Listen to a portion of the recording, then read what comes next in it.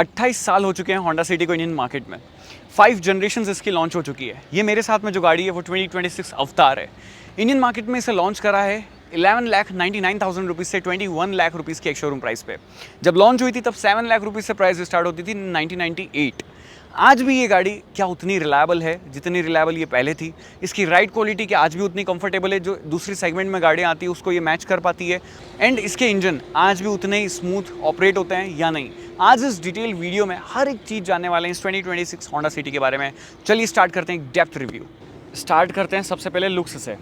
दिखने में कार बहुत अच्छी लगने लगी है अब, specially black colour Honda city के ऊपर बहुत ही खूबसूरत लग रहा है।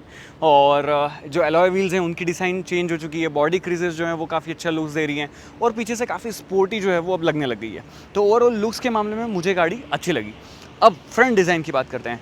देखो फ्रंट डिज़ाइन जो है वो ये जो कनेक्टेड DRL है ये वाला पैटर्न पर्टिकुलर मुझे अच्छा नहीं लगता है, हो सकता है कुछ लोगों को अच्छा लगे, बट इसकी जो हेडलैम्प्स का शेप है वो काफ़ी अच्छा लगा मुझे। यहाँ पर ये जैसे DRL है उधर DRL है और ये हाई बीम लो बीम के लिए LED प्रोजेक्टर जो है वो यूज़ करे गए हैं। अब अगर आप नीचे यहाँ पर आप देखोगे तो ये जो मैंने आपको बताया DRL वाला पार्ट है वही टर्न इंडिकेटर का भी काम करता है। फॉग लैम्प जो है वो गाड़ी में यहाँ पर नहीं है। फ्रंट कैमरा है, यहाँ पर 360 कैमरा जो है वो गाड़ी के अंदर आ गया है। होंडा की लोगो की प्लेसमेंट चेंज हो गई है, अब यहाँ पर प्लेस कर दिया गया है होंडा का लोगो। फिर उसके पास में होंडा सेंसिंग का जो कैमरा है, कैमरा बेस्ड एडास जो है वो यहाँ पर आपको मिलता है इसके अंदर है। और एक और चीज़ एक और आपको बताता हूँ, मतलब ये पहली गाड़ी है सेगमेंट के अंदर जिसमें 6 कैमरे हैं। अब 360 का कैमरा एक ये है और एक और ये अलग से कैमरा दिया हुआ है, मतलब अगर आपके ब्लाइंड स्पॉट पे कोई है तो उसको आप जो है वो देख सकते हो वहाँ पर। तो टोटल ऐसे 6 कैमरे हो जाते हैं। 360 डिग्री के ये 4 कैमरे हो गए एंड आपके साइड में अगर कोई है तो वो आप देख सकते हो, और बाकी आपका एडास का कैमरा हो गया। ठीक है, तो ये पूरा सब सीन हो गया। एंड फ्रंट में ये जो एयर इनलेट्स हैं ये भी एक्टिव एयर इनलेट्स जो हैं वो यहाँ पर दिए हुए हैं, मतलब यहाँ से प्रॉपर एयर फ्लो जो है वो कर सकती है, ऐसा नहीं कि सिर्फ मतलब डिज़ाइन है। अब मैं आपको इसके इंजन बता देता हूँ। 2 इंजन है इसके अंदर, एक 1.5 लीटर IVTEC वही नेचुरली एस्पिरेटेड इंजन है, बहुत ही कमाल इंजन है वो। और दूसरा जो इंजन है वो 1.5 लीटर स्ट्रॉन्ग हाइब्रिड यूनिट है। उसके अंदर अब आपको 253 Nm का टॉर्क मिलेगा और 126 PS की पावर मिलेगी। ये देख सकते हो इंजन को, बहुत साइलेंट है ये 4 cylinder motor. 121 horse power 143 Nm का टॉर्क निकालती है। बहुत रिफाइन है, बहुत स्मूथ है और बहुत रिलायबल इंजन है ये। ऊपर ये इंसुलेशन प्लेट जो है वो भी यहाँ पर दी हुई है।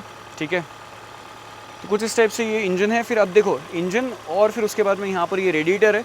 उसके बाद में रेडिएटर से और मतलब लाइक बाहर जो बम्पर है उसमें गैप बहुत ज़्यादा है, मतलब अगर कभी फ्रंट से कोलिजन वगैरह कुछ होता है तो दिक्कत नहीं आएगी आपको। मतलब ये देखो ये यहाँ पर बम्पर है और वो रेडिएटर कितना पीछे दिया हुआ है, तो जब भी एक्सीडेंट वगैरह कुछ ऐसा हुआ ना तो गाड़ी का मेन जो अंदर के कंपोनेंट्स हैं इंजन वगैरह हैं वहाँ तक जो है वो प्रॉब्लम आने के चांसेस बहुत कम हो जाएंगे। तो ये चीज़ अच्छी है। फिर उसके बाद में यहाँ पर ये dual wipers, disc brakes front में, रियर में भी डिस्क ब्रेक हैं इसमें। और ये देख सकते हो जो टायर है 185/55 R16 इसके अंदर यूज़ करे गए हैं, ब्रिजस्टोन के टायर है। कंफर्टेबल है हालांकि ये, बट ऐसा लगता है कि 17 इंचेस के टायर्स जो है वो देने चाहिए थे। और ड्यूल टोन में ये अलॉय व्हील्स मिल जाते हैं, बट पर्टिकुलर ब्लैक कलर के ऊपर ये अलॉय व्हील जो है वो अच्छे लग रहे हैं गाड़ी के। Door mounted ORVM, turn indicator यहाँ पर, साइड कैमरा, देन उसके बाद में रिक्वेस्ट सेंसर यहाँ पर दिया हुआ है। और ये जो है वो normal matte finish kind of जो है वो ट्रीटमेंट मिलता है बी पिलर को। ऊपर आपके पास में शार्क फिन एंटीना है और जो ग्लासेस हैं ये हल्के से ग्रीन हैं, तो अंदर थोड़ा सा हीट जो है वो रिफ्लेक्शन कम होगा। और बाकी साइड से जो है वो गाड़ी दिखने में अगेन अच्छी लगती है मुझे, तो स्पेशली पीछे से जो है वो अब थोड़ी सी ज़्यादा बेटर जो है वो लगने लग गई है होंडा सिटी, बिकॉज ये जो टेल लैंप है इसके अंदर स्मोक फिनिश जो है वो हल्का सा ब्लैकड आउट जो है वो ट्रीटमेंट दे दिया है। और यहाँ पर ये बैज है हाइब्रिड इलेक्ट्रिक व्हीकल का। ठीक है, टर्न इंडिकेटर हेलोजन में है, ये लाइट्स यहाँ से कंटिन्यू कैरी फॉरवर्ड होते हुए यहाँ तक आती है, अच्छी लगती है। पीछे ये रिफ्लेक्टर और फिर साथ में आपके पार्किंग सेंसर्स हैं 4। ये कैमरा यहाँ पर, होंडा का लोगो, सिटी का बैज, डिफॉगर यहाँ पर दिया हुआ है पीछे, स्टॉप माउंट क्लैम्प है। और ये देख सकते हो डिफ्यूज़र ट्रीटमेंट जो है वो मिल जाता है बम्पर पे।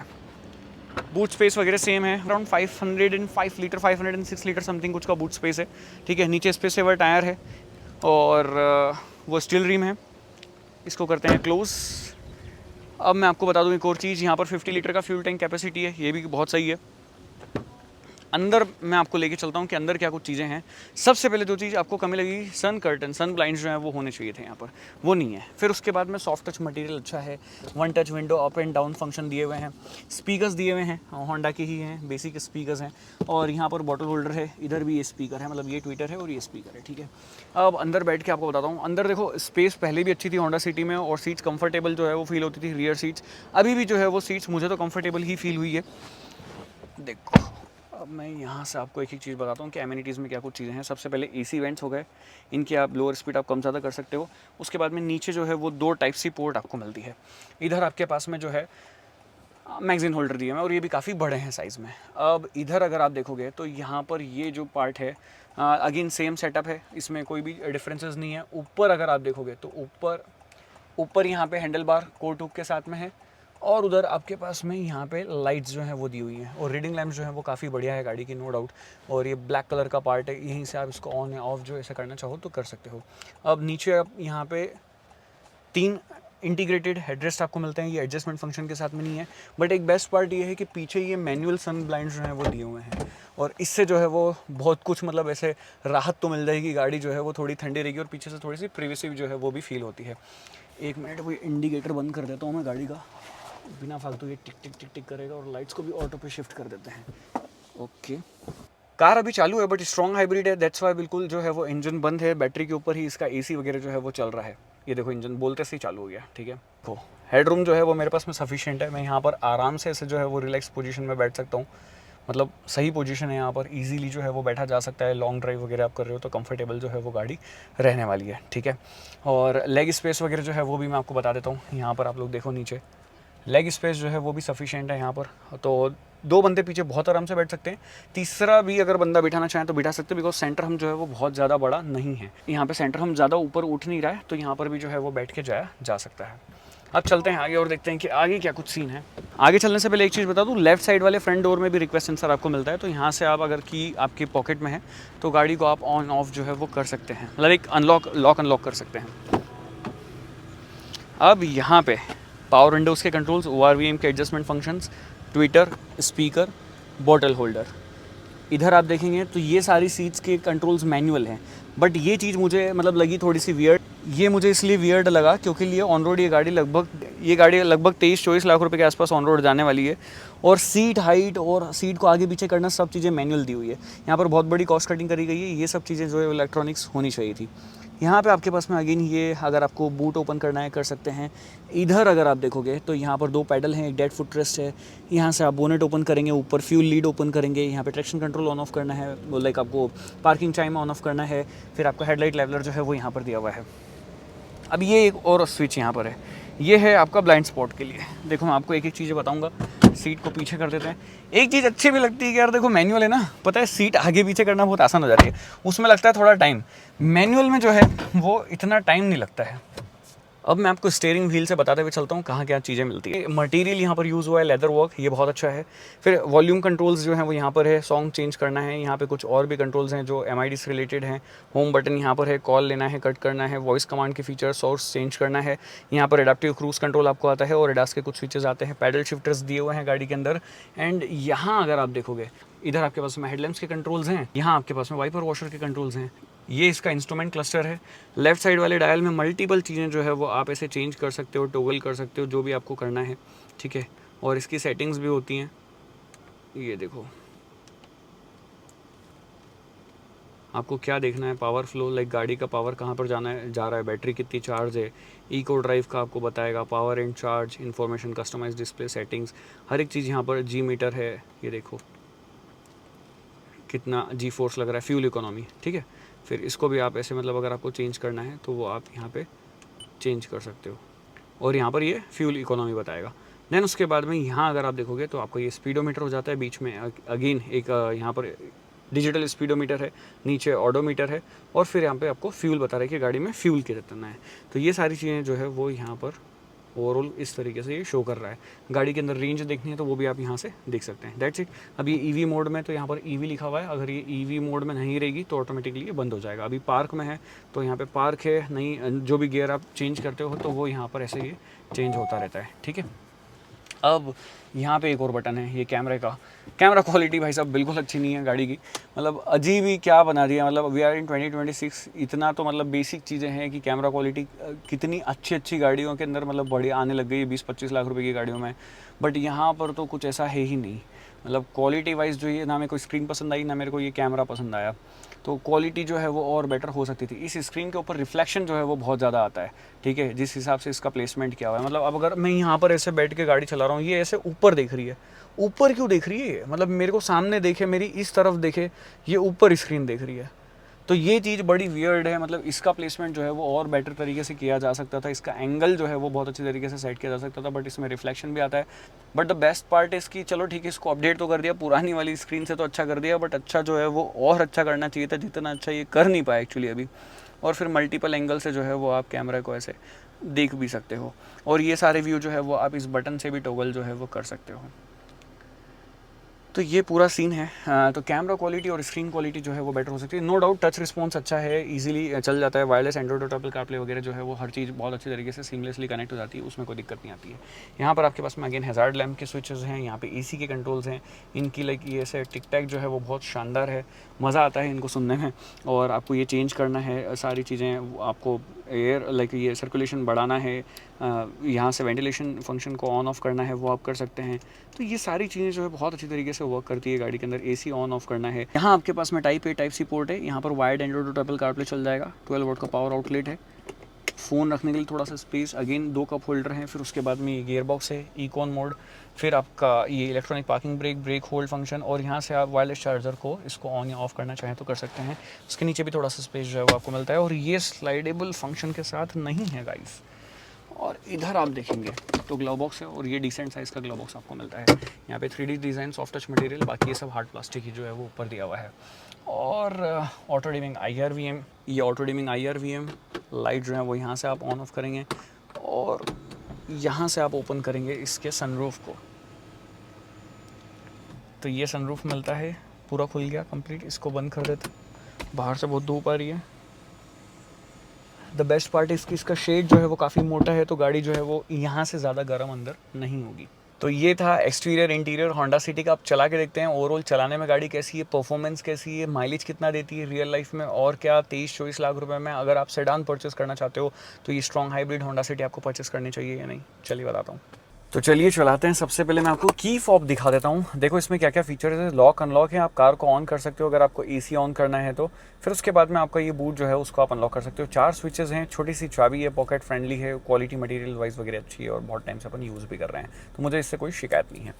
अब गाड़ी स्टार्ट है, ड्राइव में डालते हैं, या वी गो। मैंने एक्सीलरेटर पैडल पे ब्रेक प्रेस नहीं करा है, सॉरी एक्सीलरेटर पैडल पे नहीं फुट रखा हुआ है, ठीक है। सिर्फ अभी क्रॉल कर रही है, और अराउंड 7-8 किलोमीटर पर आवर की स्पीड तक जो है वो ये क्रॉल करती है, और ये फीचर जो है वो ट्रैफिक में काम में आता है। अब रिव्यू में क्या कुछ अपन डिस्कस करते हैं, उसके हिसाब से हर एक चीज़ को जो है वो एक्सपीरियंस कर जो मैंने किया है वो मैं आपके साथ शेयर करता हूँ। व्यूइंग एंगल गाड़ी का अच्छा है, कोई परेशानी नहीं है। ORVM से व्यू अच्छा है, IRVM से भी डिसेंट व्यू जो है वो आपको मिल जाता है, कोई परेशानी एकदम से नहीं आती है कि कोई दिक्कत आए, ठीक है। ए पिलर थोड़ा सा ठीक है, जब अगर आप ऐसे कॉर्नर वगैरह पे मतलब या टाइट स्पेस पे टर्न ले रहे हो तब थोड़ा सा ए पिलर जो है वो दिक्कत दे सकते हैं, बिकॉज एक तो ट्विटर ने भी स्पेस जो है वो यहाँ पर कवर करी हुई है, ओके।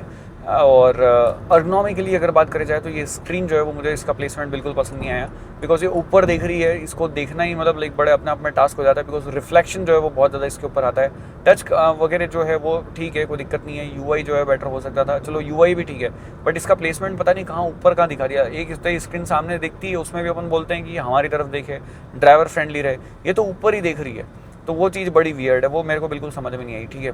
और बाकी ये लेन वॉच कैमरा जो इसके अंदर दिया हुआ है, इसको प्रेस करते हैं ऑन हो जाता है। इसकी क्वालिटी जो है वो मतलब लाइक ऐसी है कि बिल्कुल एहसान कर दिया है कि हाँ कैमरा दे दी हमने, वो वाली थी, मतलब ये और बहुत ज़्यादा बेटर जो है वो किया जा सकता था। 480 क्वालिटी, 480p में जो अपन देखते थे ना वीडियोस वगैरह, वैसी क्वालिटी है कैमरा की। इन 2 चीज़ों से मेरे को जो है वो डिसअपॉइंटमेंट हुआ होंडा से, कि इसको सही कर देते, बाकी सब चीज़ें जो है वो सॉर्टेड है। लेदर मटेरियल दिया है, 3D फिनिश है, ये इसी के स्विचेस बहुत अच्छे हैं इन सेगमेंट। इसके अंदर स्पेस, यूटिलिटी स्पेस बहुत बढ़िया दे दिया है। स्टीयरिंग व्हील होल्ड करने में बहुत अच्छा लगता है, मटेरियल बहुत अच्छा है यहाँ पर यूज़ करा है। ये कितना अच्छा लेदर वर्क यहाँ पर किया हुआ है, स्टिचिंग्स वगैरह जो है अच्छी लग रही है। और यहाँ पर इतने सारे स्विचेस वगैरह दिए हुए हैं, ये बस 2 डमी स्विच हैं, इनको भी कहीं ना कहीं यूज़ किया जा सकता था, कोई ना कोई फीचर जो है वो दे सकते थे। तो बाकी सब चीज़ें जो है वो सॉर्टेड है, कनेक्टेड फील होती है, बैठते हैं अंदर अच्छा लगता है, कोई मतलब ऐसे कंप्लेन आप क्यों नहीं रहेगी। सीट हाइट जो है वो काफ़ी अच्छी ऊपर नीचे एडजस्ट हो जाती है, सीट जो है वो कंफर्टेबल है, वेंटिलेशन सीट जो है वो अब हो गई है इसके अंदर, पीछे भी स्पेस बढ़िया है, पीछे भी कंफर्ट अच्छा है, लॉन्ग ड्राइव वगैरह आप करते हैं आपको परेशानी होगी, स्पेस रिलेटेड कोई कमी महसूस नहीं होगी। इवन दो बूट स्पेस भी 506 लीटर का आपको मिल जाता है, तो लगेज वगैरह भी आप लेके आराम से कैरी कर सकते हो। द थिंग इज़ कि अब लाइक अपन ड्राइविंग वगैरह से रिलेटेड बात कर रहे हैं, तो ये 1.5 लीटर इंजन है स्ट्रॉन्ग हाइब्रिड टेक्नोलॉजी के साथ में। अब इसकी ओवरऑल ड्राइविंग फील वगैरह जो है वो मैं आपके साथ में शेयर कर देता हूँ कि ये जो है ओवरऑल चलाने में कैसा फील होता है। द बेस्ट पार्ट इज़ कि इसके अंदर आपको जो है वो इंस्टेंट लाइक ऐसे पावर डिलीवरी होने स्टार्ट हो जाती है, टर्बो लैग वगैरह वाली चीज़ ही नहीं है।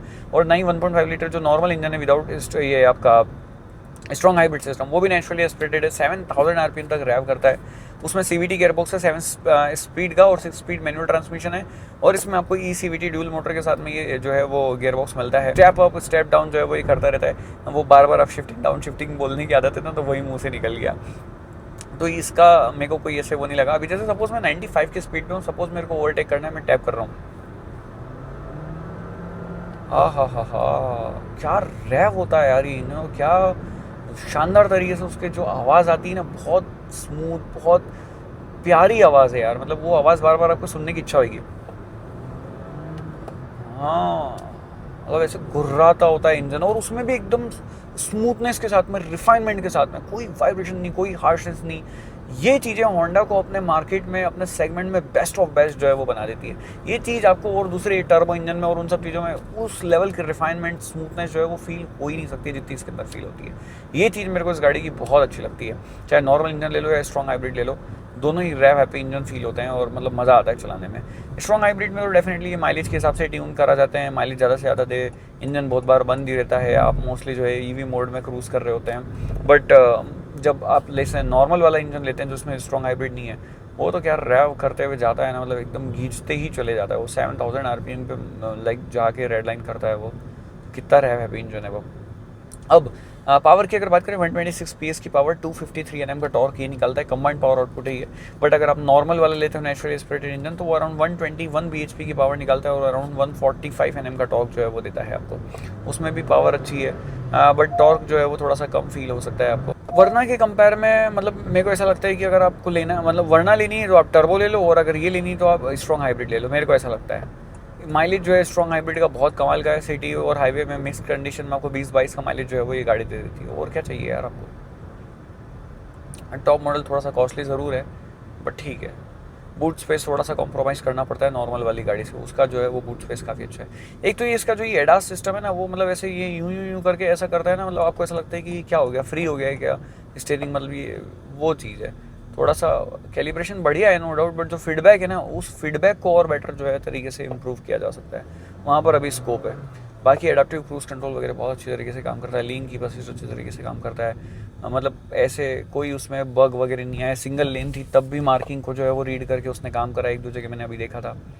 तो एडास वगैरह सब चीज़ें इनके जो है सही काम करता है, और कैमरा बेस्ड एडास जो है वो इस गाड़ी को आता है, रेडार बेस्ड जो है वो एडास इसमें नहीं है। और ये इलेक्ट्रॉनिक सीट्स नहीं है, इसकी कमी लगी। पीछे रियर शेड्स नहीं है, वो कमी है। फ़ोन रखने के लिए स्पेस नहीं है। 2-3 फीचर जो हैं वो कट डाउन यहाँ पर किए रखे हैं, मतलब हाईएस्ट इतनी ज़्यादा प्राइस पे भी जो है वो उन फीचर्स को कट डाउन नहीं करना चाहिए, तो वो कट डाउन है, तो वो थोड़ा सा लगता है। But the best part is reliability, comfort and इसकी रीसेल वैल्यू, वो आज भी गाड़ी की अच्छी है, और गाड़ी जो है वो बहुत लंबे 7-8 साल भी आप चला लो, कुछ नहीं होने वाला है। कोई आवाज़ नहीं करती है, कुछ बोलती नहीं है। कोई सर्विसिंग कॉस्ट, मतलब सर्विस कॉस्ट डेफिनेटली होंडा की थोड़ी सी ज़्यादा लगती है मेरे को, क्योंकि हमारी सिटी जब भी जाती है वो 10-12 हज़ार, मतलब 10-12 हज़ार बड़ी सर्विस, और छोटी सर्विस के 7-8 हज़ार रुपये जो है वो 7-8 हज़ार रुपये का बिल तो हमेशा आ ही आया है। मेरे बड़े भैया के पास में है होंडा सिटी, तो सर्विस थोड़ी सी प्रीमियम चार्ज ज़रूर करते हैं, बट अच्छी है, और कोई परेशानी ऐसे गाड़ी में जो है नहीं आती है। वो अगर आप मेंटेन करके चल रहे हो तो ईजिली गाड़ी जो है वो चलती ही जाती है आपकी।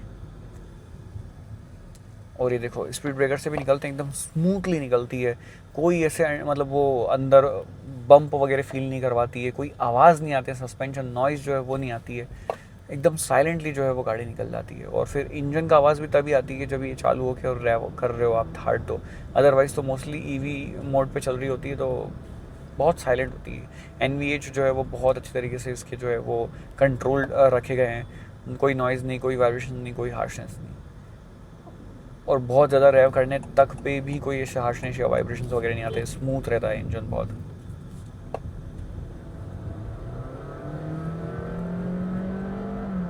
हाँ हाँ, क्या करंट है यार।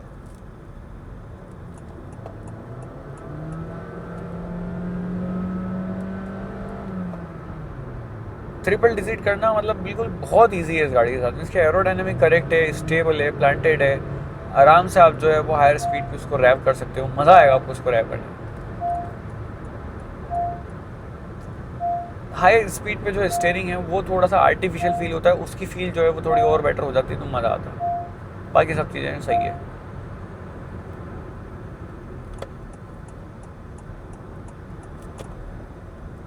बाकी लेन वॉच कैमरा आपका जो है वो मोस्ट ऑफ द टाइम मतलब ऑलमोस्ट सारी स्पीड पे चालू हो जाता है, कोई परेशानी नहीं आती है जब भी आपको देखना है। फ्रंट कोलिजन वार्निंग यहाँ पे ऑरेंज कलर की लाइट में आती है, वो बढ़िया लगती है, मुझे कोई दिक्कत नहीं है। मेरे को तो इस इंजन को रैव करवाने में जो मज़ा आता है ना, मतलब मैं इस तरीके से इसको सुबह से चला रहा हूँ तब भी मेरे को 13.4 kmpl दे रही है, ठीक है। मतलब अगर मैं इसको ढंग से चलाऊँ 20-22 का माइलेज आराम से देगी ये गाड़ी। और जो normal naturally aspirated engine 1.5 litre 121 horse power 145 Nm का टॉर्क, उसमें 17.7 kmpl का क्लेम करती है कंपनी 7 स्टेप CVT के साथ में, और अराउंड 17.3 के आसपास क्लेम करती है 6 स्पीड मैनुअल ट्रांसमिशन के साथ में। इसमें 27 kmpl का जो है वो फ्यूल एफिशिएंसी क्लेम करती है कंपनी, और 20-22 जो है वो ये गाड़ी दे देती है। मैं कोशिश करूँगा इसको एकदम लॉन्ग ड्राइव पे करके आऊँ, पूरा 1000 किलोमीटर को चलाऊँ, एक टैंक पे कितनी चलती है वो चलाऊँ, और उस हिसाब से आपको हर एक चीज़ जो है वो बताऊँ मैं कि हाँ गाड़ी जो है वो इतनी चली है। अभी क्रूज़ कंट्रोल जो है एडाप्टिव लगा देते हैं। अभी एडाप्टिव क्रूज़ कंट्रोल 106 की स्पीड पर सेट हो गया है। मैं हालांकि ये लेन assist function, lane keep assist function सब ऑन कर रखे हैं मैंने, और अब आगे वाली गाड़ी को ये देखेगी, ये स्पीड कम कर देगी, जब वो बढ़ेगी तो ये भी बढ़ जाएगी, अगर वो लेन में से बाहर होगी तो वापस 106 पे चल जाएगी।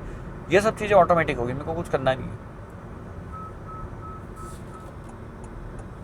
ये जो वार्निंग आई ना, ये वार्निंग थी आपकी क्या बोलते हैं, लेन ये फ्रंट कोलिजन वार्निंग, और इसने उतनी दूर से जो है वो मेरे को दे दी थी। सेफ्टी वाइज जो है वो गाड़ी बढ़िया है यार। ब्रेकिंग बाइट जो है वो अच्छी है। मैं ब्रेकिंग बाइट्स आपको कहीं अच्छी जगह ऐसे ढूंढ के लगा के बताता हूँ, यहाँ नहीं लगा सकता मेन रोड पे, बट हाँ बाइट्स जो हैं वो बढ़िया आती हैं। चारों डिस्क ब्रेक हैं, फ्रंट नोज ड्राइव करती है, बिकॉज सस्पेंशन थोड़े से लाइक सॉफ्टर साइड में रखे गए हैं, ट्यून करे गए हैं, बट स्टिल कॉर्नरिंग वगैरह पे जो है वो काफ़ी मतलब ऐसे कंट्रोल्ड मैनर में सारी चीज़ें जो है वो ये कर जाती है। तो मेरे को सस्पेंशन, गियर बॉक्स, ब्रेक्स और ये स्टीयरिंग एंड इंजन, इन सबका कॉम्बिनेशन इस गाड़ी के अंदर बहुत अच्छा लगा।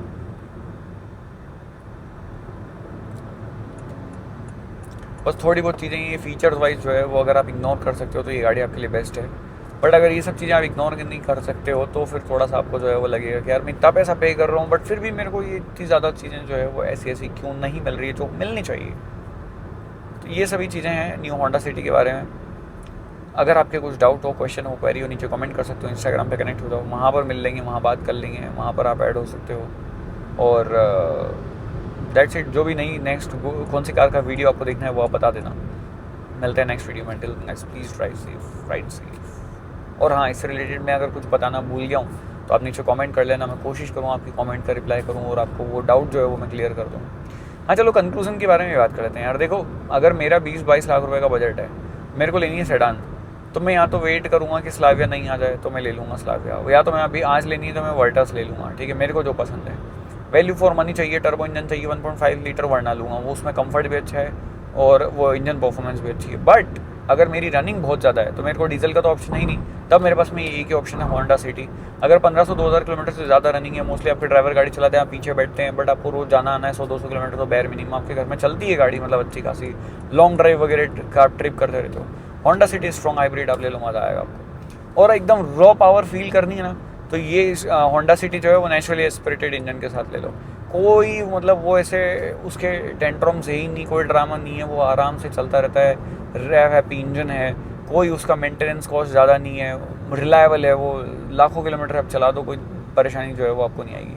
छोटा मोटा बस जो आपका वियर एंड टियर होता है उस चीज़ों को आप सर्विस करवाते रहो, दैट्स इट। तो अगर आप लोगों को समझ में आ गया है कि ओवरऑल गाड़ी कैसी है तो अच्छी बात है, नहीं आया है स्टिल, जो भी डाउट्स रह गए हैं वो नीचे आप मुझसे पूछ सकते हैं। आज की वीडियो में तो इतना ही है। वीडियो पसंद आई तो लाइक शेयर सब्सक्राइब हो सकता है। मिलते हैं नेक्स्ट वीडियो में। Drive safe, ride safe.